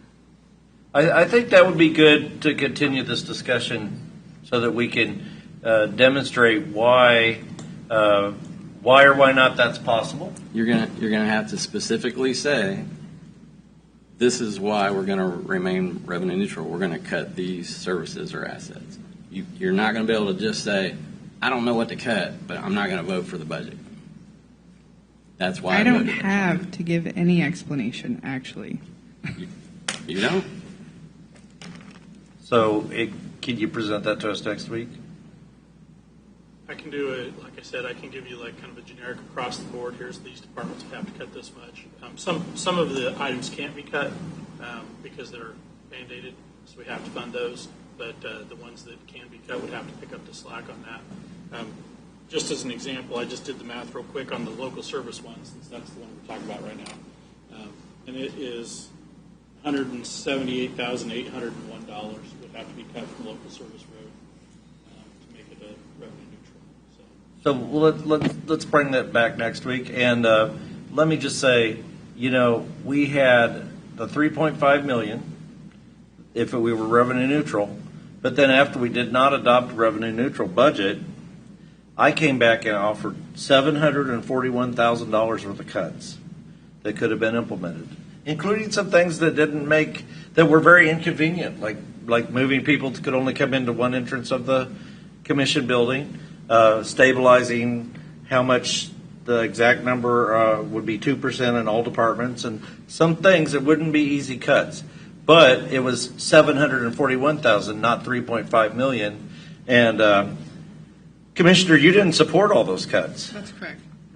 So you're voting revenue neutral, but you didn't support any of the cuts. And the way I see that is having your cake and eating it too. Exactly. I would like to see us next year actually look over a revenue neutral budget and make the comparisons at the appropriate time instead of late in the game like we're doing. We have plenty of time. The budget has not been set. We could even delay. We have even into September if we need to change the notices and all that. I don't want to do that, but I want to go through. Let's have a revenue neutral budget presented here so that we can get this all out on the table. Because I don't want it to be said that we didn't consider something as part of this budget, because we have. So we will have the opportunity to hear from the departments.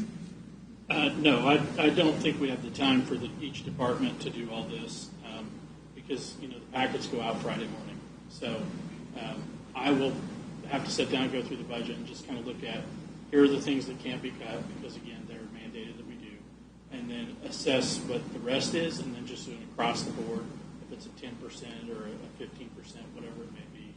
But you'll reach out to departments if necessary. If I have time, again, I have basically 24 hours to get something ready, which means trying to get the department heads, some of them are not in, to do this. I don't think that's reasonable to ask them to get back to me. I'll work with them as much as I can. Well, it sounds like you're going to make a good faith effort to come back to us with a... I will present something. I think as Commissioner Reed pointed out, about a month and a half ago would have been a little easier to do this, but I will get it. I will get you something to look at. So I think that will be illustrative of how many services, roads, bridges, infrastructure would have to be cut if we implemented a $3.5 million cut. So we'll look forward to that. Okay, we'll move on. Did we take the vote? Where are we at? Can I clarify something? Yeah. So we still have not set a public hearing for the local service road and special funds. Okay, we do have a motion on the floor. Yes. So I'm going to go ahead and take another. Which motion is that? It's a motion to consider the notice to exceed revenue neutral. It's C on your. On C? Yep. It's E. Or E. I'm sorry, my Okay, eyes. E. E. Isn't that the one? We had that motion and it tied. It tied. We're going to vote You again. made another. But you made a second, another one. They made a second. Right. motion. Same exact motion. Same exact motion. Just in order to make this happen on the right day. So, Commissioner Dove. Aye. No. Aye. Aye.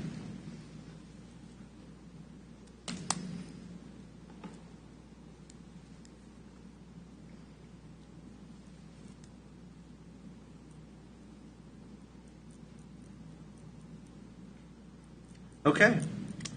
Presentations and discussion items. You want to move that to the end and go ahead and do these policy discussions first? Yes. Okay, let's talk about 2026 legislative session policy requests. Do the commissioners have policy requests to go on the agenda to be lobbied in Topeka?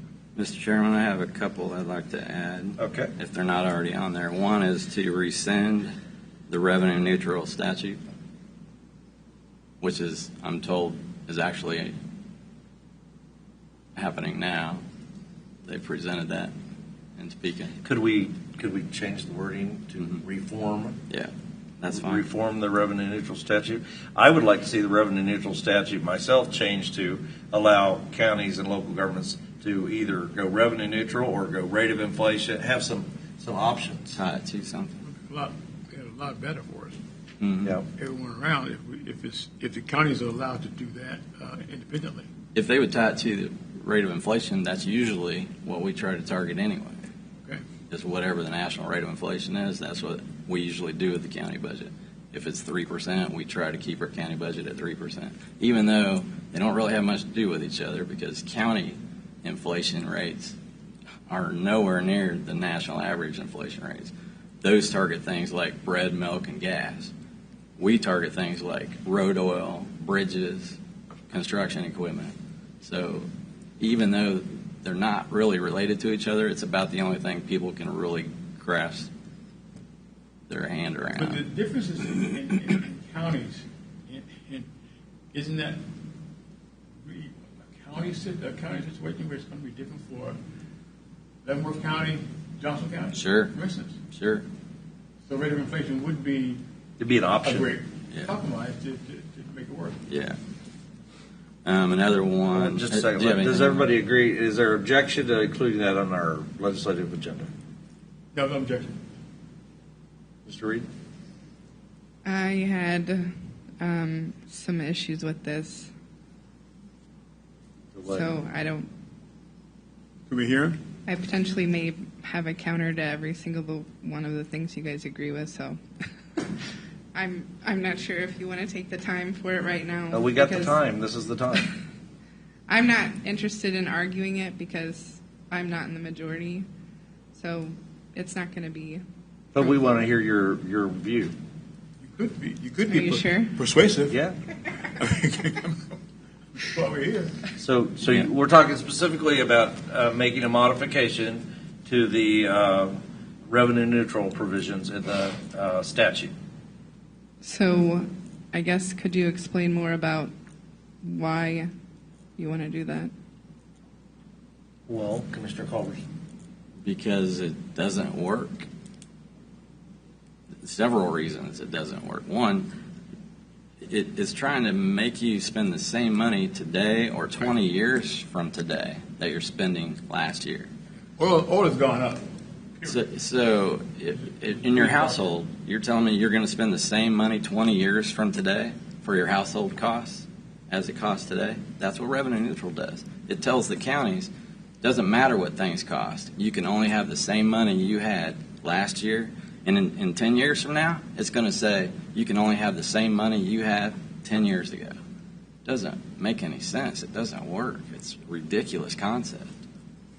So what I love about the revenue neutral legislation is prior to it, I feel like there was a lot less transparency, a lot less discussion on the local levels, and everyone still has the opportunity to exceed it, as we're going to do.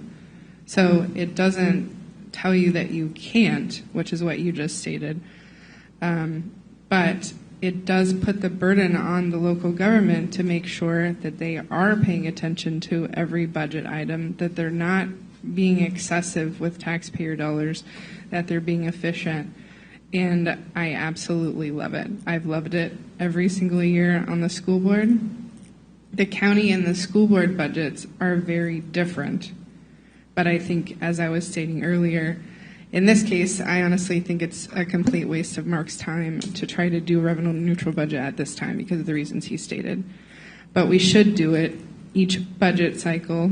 If this legislation goes away, I still think we should do it because it gives us a comparison of what we... And I'm glad you said that because now I'm going to ask you a question. What changed? What's more transparent today with revenue neutral for the county budget than previously? What changed? Probably exactly what I'm asking for, right? If you don't see a revenue neutral budget, you're not able to go line by line, like we would take the one we have now versus the revenue neutral budget and go line by line and look at the differences.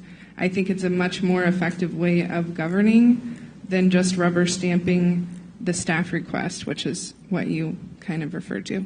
You're acting like we haven't done that before. So what's different? So do we have a different public hearing than we had before revenue neutral? Let me ask Mark.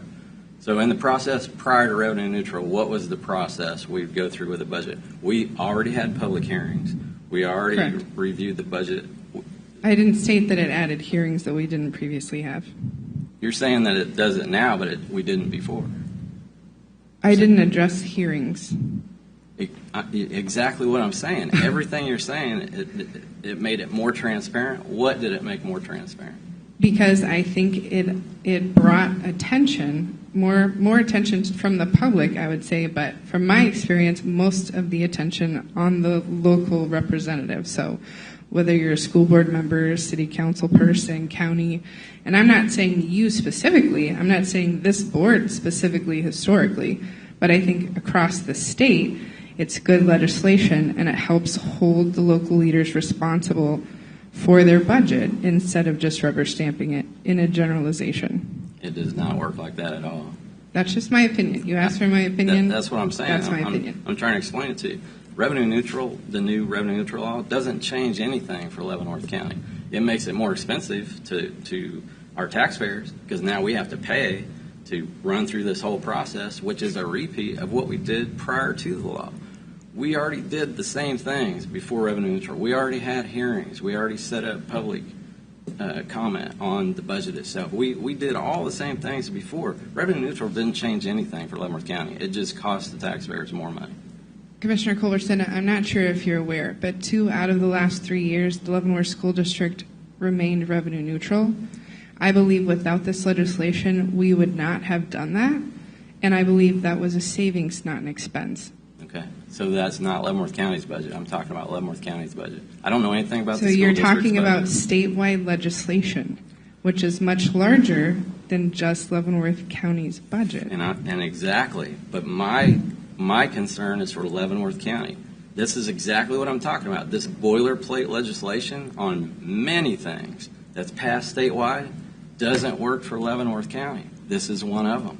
This didn't change anything for Leavenworth County. We didn't do anything different before revenue neutral law went And into effect. Leavenworth County is used as a negative example in the State House, and I would like to change that trajectory. Why is it used as a negative?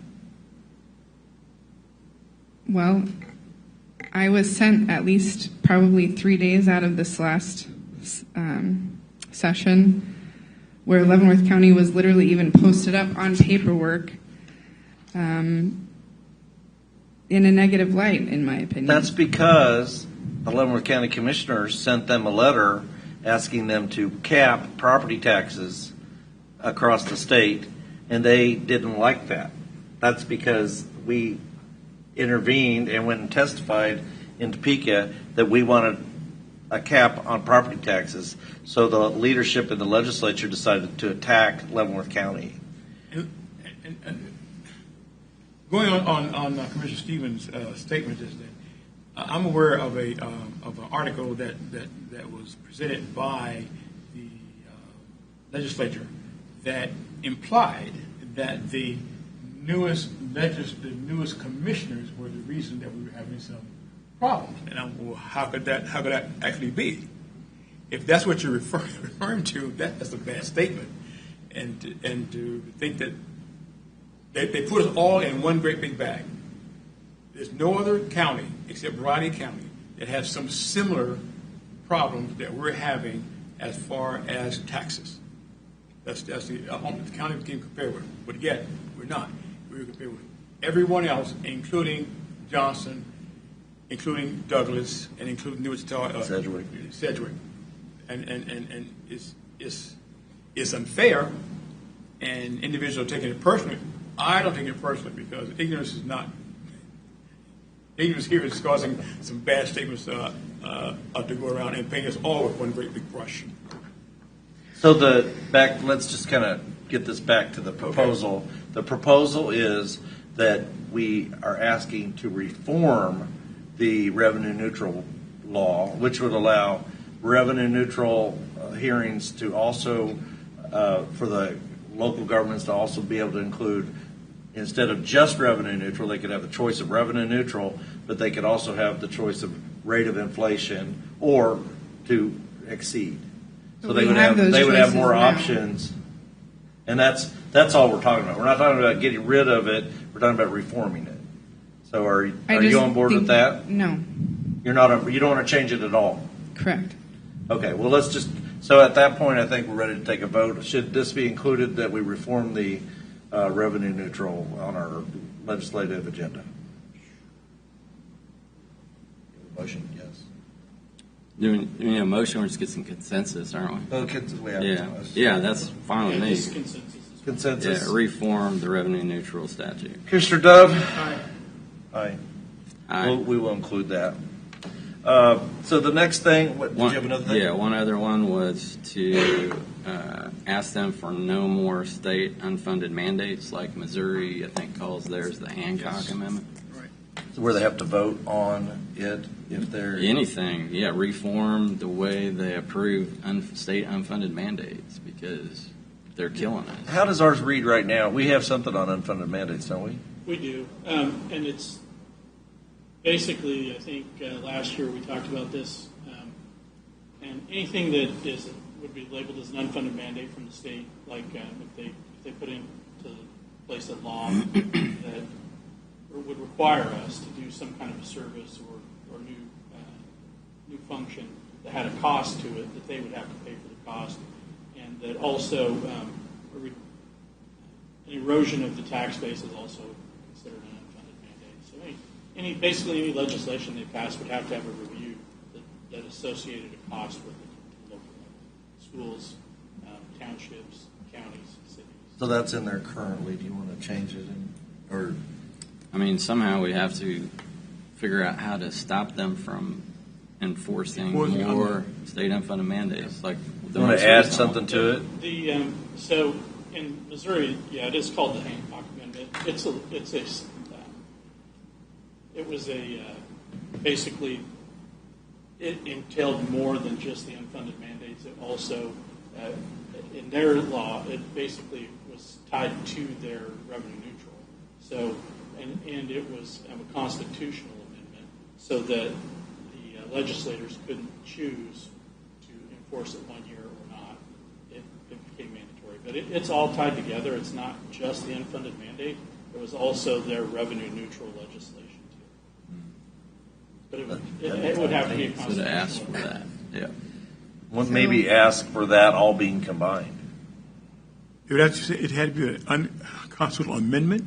They made it a constitutional amendment. Otherwise, what can happen, and we've seen happen, is that they can decide not to enforce a rule or a law that they put into place. They've already done that with like the local ad valorem. ad valorem. So that's why it's a constitutional amendment. Then they can't opt out of it. It has to be, and that's why Missouri, I believe, they did the constitutional amendment. But yes, So- we do have. We've asked them to end unfunded mandates in our previous legislative. So do you want to just add that adoption of a law similar to the Hancock Amendment in Missouri? Yeah. Can I ask a question? Go ahead. Could you talk about how the state legislature makes funding decisions, like if it's going to be funded at the state level or the local government level?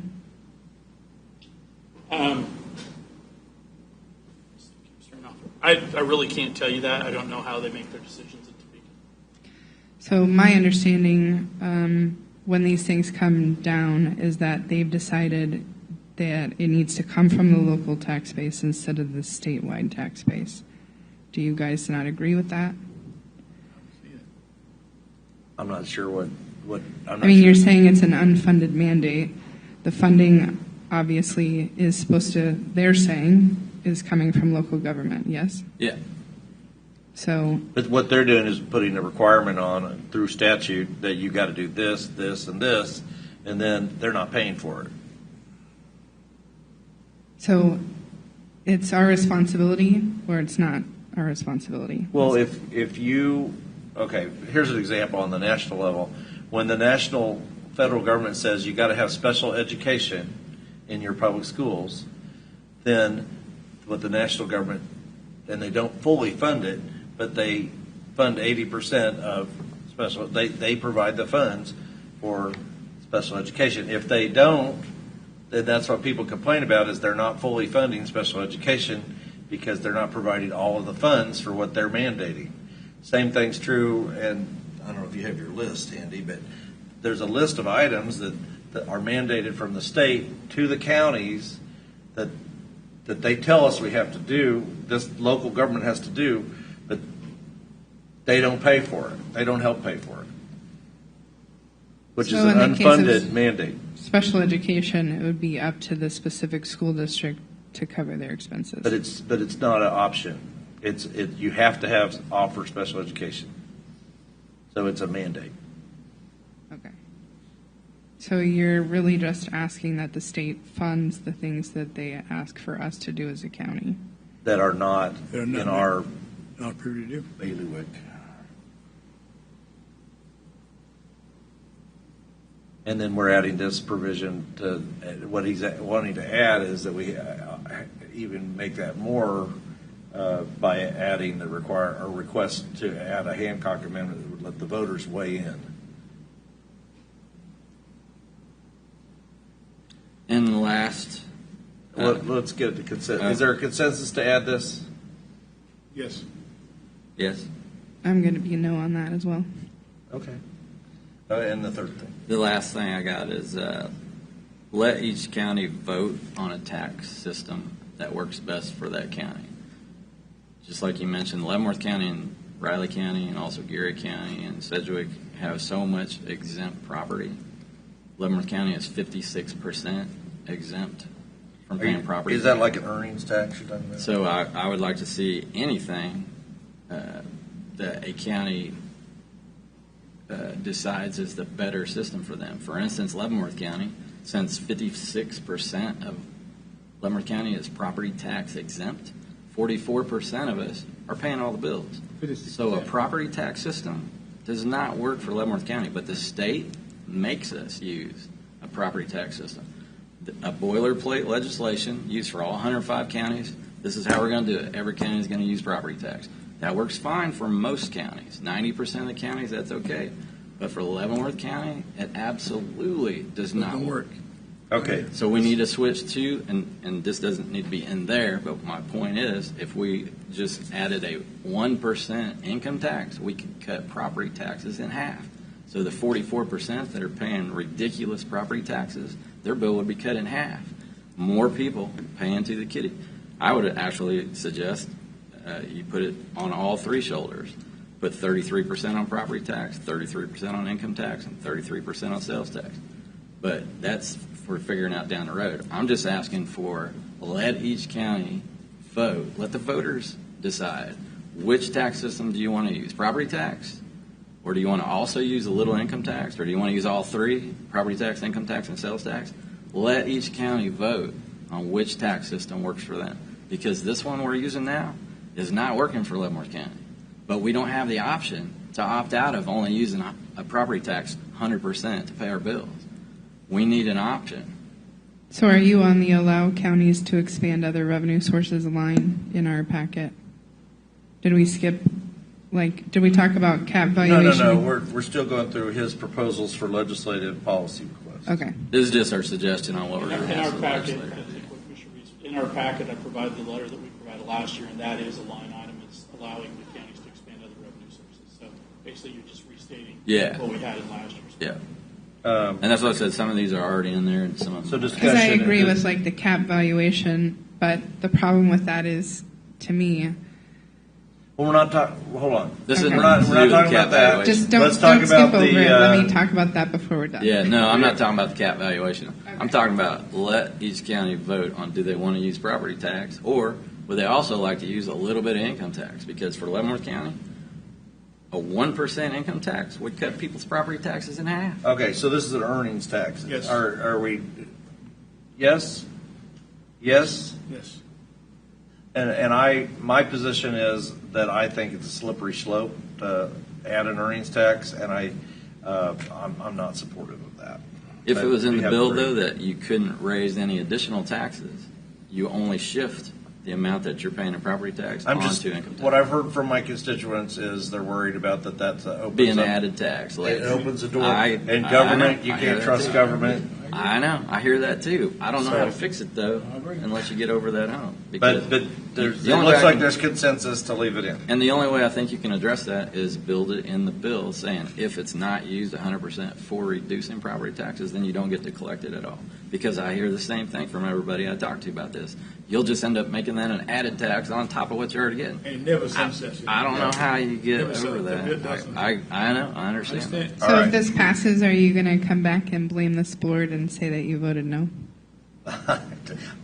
We're all giving our positions. I'm just giving my position. Exactly. So okay. So we're adding that stays in, I guess. Anything else? That's it. Okay. My suggestion is that we place the statewide cap on property taxes. 26 states have a cap on property taxes. They had a piece of legislation modeled after what they have in Florida. It was presented last year. It passed through the Senate. Senator Klemp was a hero in getting that through. 2/3 majority went over to the House, and the House killed it. And we've been talking about this for 3 to 5 years, and I think we need to keep the pressure on them that our people cannot continue to have these property tax spikes, 15%, 11%, 8%. No, you're going to know that your property taxes are capped at 3%. And that's the legislation that passed through the Senate. And I think this is the safety valve that the CAMA system should have had from the beginning, but I understand why they couldn't do it in the beginning, because in 1989, when Kansas went through reappraisal, we had 25,000 hearings in the appraiser's office out of 30,000 parcels, because we were raising people's values 200, 300% in 1 year, the year that reappraisal started. So you couldn't put a cap on it then, like 3% or 4%, because we were raising people's valuations 1,000% in some cases. So I get why they didn't really, even if they thought of it then, they couldn't have used it. But I think today, to combat these explosive markets, real estate markets, it's about the only safety valve you can apply. It's saying, hey, you're not saying they're not going to get it at all, but if it goes up 20% in 1 year, you're only going to see a 3%. And then it takes it 6 or 7 years to get caught up. So this is what I was trying to say earlier. I support this, but I'm trying to figure out how you weigh it to equal out. So if we're saying there's millions of dollars of unfunded mandates, let's just say, and then we also say that we, for Leavenworth County, want to cap property tax, which is, as you stated, the only income opportunity we have. How do you... Well, government, typically over the last 20 years, the inflation rate has been below 3%. Now, we've had some spiking years with COVID, but typically, if you can leave it at 3%, your government should be able to operate with a 3% increase. It's not like government's going to be starved out. We're not saying zero. It's what we've done. Yeah. Typically, over the last 8 years, the county has only raised the budget about the cost of living. So the state hasn't brought down too many unfunded mandates, then, by your own logic. Well, I mean, I think it's apples and oranges. I don't think. I don't see how it has anything to do with each other. I'm trying to figure that out. What are you Okay. saying exactly? I'm fine with leaving it there.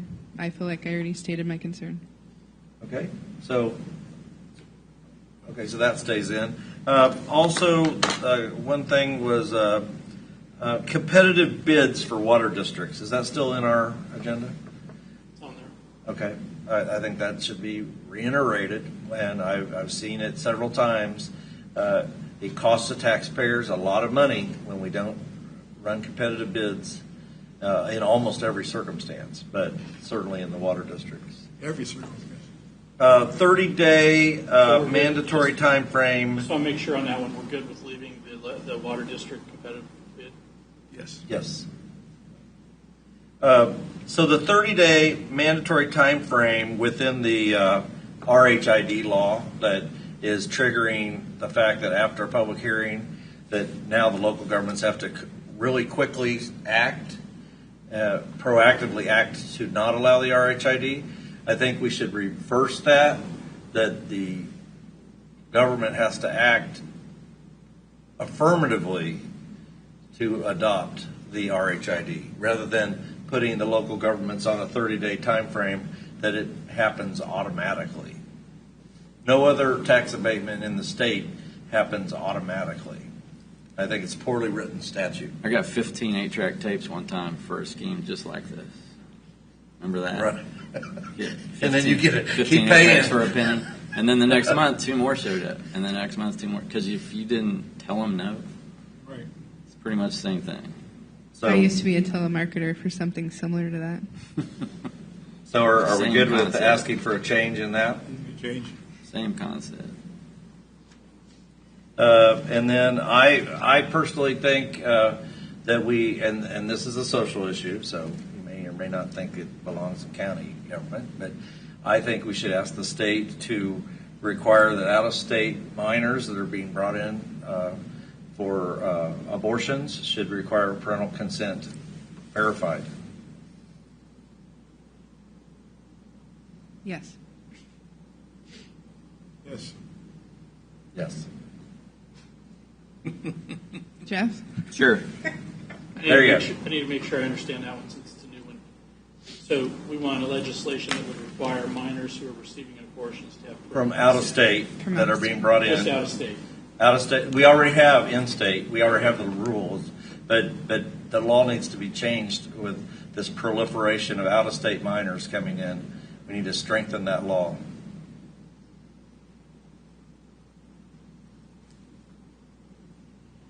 And that's all I have, Commissioner Dove. I don't have anything else. Commissioner Reed, We've already discussed. we've discussed everything. You have okay. I Go have one ahead. that was added from last year, which is amend legislation to allow dissolution of fire districts. Oh yes, I think that needs to stay on there, doesn't it? Or is that a new one? It's a new one, basically allowing for, once there are no longer any members of a fire district, allowing the county who formed the fire district to dissolve the fire district. Okay. And this was a live issue. Y'all probably followed it because the statute's very difficult. And I don't know. Do we want to address the statute or do we just want to add it? I think my microphone keeps turning on, I'm sorry. I think that the county council provided a proposed amendment to the legislation, and so I think it's in there. If you're supportive of that, we'll include it. All right. Any further questions on that, or is that everybody okay? All right. Then if that's it, we'll move on.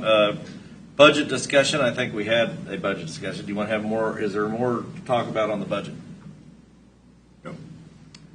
Then how about we don't need an executive session? Is there a motion to adjourn? Oh wait, do you have items you'd like to share that have happened this week? We've got enough already shared. Shared enough already. Commissioner Reed. I think I'm good as well. Thank you. Nope. No, motion to adjourn. Second. Mr. Duff? Aye. Bye. Aye. Aye. Return. Bye-bye.